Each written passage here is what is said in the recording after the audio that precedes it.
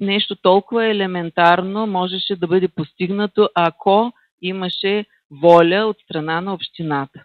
Преди 3 месеца, мисля, че октомври месец, тук на този съвет, господин кмета лично обеща, да кажем, да включи в дневния ред ледената парзалка. Тъй като ледената парзалка, за която е подадено заявление и която ние очаквахме, е изкуствена, т.е. ставаше дума да е целогодишна. Всъщност нямаме проблем с свършването на сезона, но месеци вече наред очакваме, мина ноември, мина декември, ето и сега виждаме, че не е включена такава точка.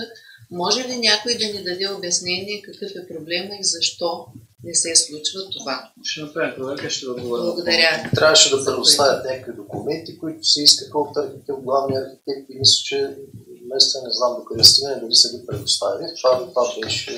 Да, благодаря. Да. Okay.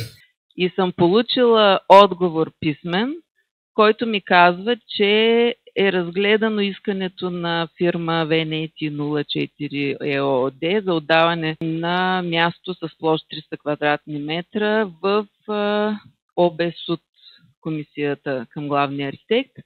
И там решението е да се изготви цялостна схема за разполагане на обекта. Да ви кажа право, тъй като това беше наше искане, наше настояване и така да се каже, ние проучвахме дали има такъв собственик на парзалка, за да удовлетворим очакванията на гражданите ни.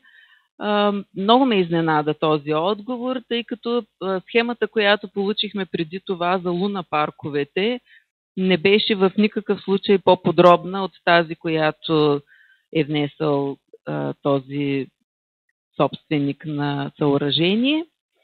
И просто споделям, че се чувствам изключително разочарована, че минаха толкова месеци и нещо толкова елементарно можеше да бъде постигнато, ако имаше воля от страна на общината.